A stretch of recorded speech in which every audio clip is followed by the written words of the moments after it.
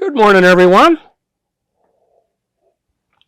Sure glad you could join us for some coffee. I hope you had a nice week and a nice weekend. I'm back from Pittsburgh. I had a wonderful parish mission at Resurrection Parish in Pittsburgh. And I always enjoy that ministry because, people just go out of their way to let God know that He makes a difference. And speaking of that, I'd like you to let God know about our Vincentians in Perryville, Missouri, and especially those in need of healing. And in terms of healing, there are people who are friends of the mission who are in need of our prayers. And I'd like you to remember Bill and Brian and Clarence and Leonard and Ralph and Stan.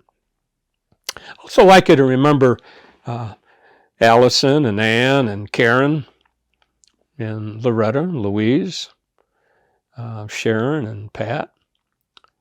They're in need of God's healing and want you to continue to pray for them. So, as I said, I enjoyed the mission and resurrection because it reminded me of the beauty of like Sunday's liturgy. You know, the Sunday's liturgy is just one of my favorites because it talks about praying and how we should never quit. We should be so persistent, and that was what the gospel was about how we need to continue to let God know He's needed. Never give up. It's like just to be persevering in praying. And so I'm always moved by that because it's not just a matter of asking God for a favor. It's a matter of continuing and be persevering in all forms of prayer, not just in asking Him. I kid people all the time. I've been asking God a favor for must be over 30 years now. And I remember a guy telling me, Father, when are you going to get the message? He said, no, ask Him for something else. And I always kind of laugh and I chuckle because I think I'm not letting God off that easy. 30 years. If it happens after I'm gone, that's okay. But I don't want God to ever get the impression that I'm not counting on Him.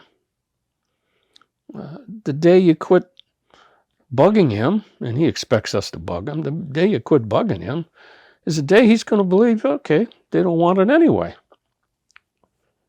So, and I noticed when every time we do parish mission, and asking people to let us know what they're praying for, we always get two special requests of people who are in pain, the pain of their children or grandchildren not going to church anymore, and then the pain of illness. And there's a lot of that. And so we are in need of God's healing, and we are in need of bugging Him and being persevering and asking for His help. I was laughing because I'm thinking Bill goes to his doctor and he's worried about his health and he's worried about getting good news and he spends almost 24 hours in prayer just telling God, please make sure I'm healthy, make sure all the tests are okay, make sure and he's praying that way, and he's at least for 24 hours he's very persevering. Finally, the doctor comes in and tells Bill, hey, everything's fine. You'll live till you're 75. And Bill says, hey, I am 75. The doctor says, see, what did I tell you? But you know what I was thinking about when I listened to the gospel again? It isn't just about persevering and asking Him for things. I got to be persevering in all forms of prayer. So maybe I should bug Him with prayers of thanksgiving. Maybe I should bug Him with prayers of I'm sorry. Maybe I should bug Him with with more prayers of just telling him how much I appreciate him.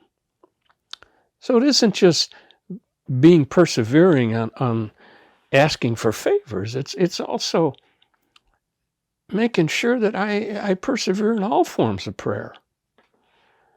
And maybe it's spending a little more time thanking God will get me the favor that I'm looking for.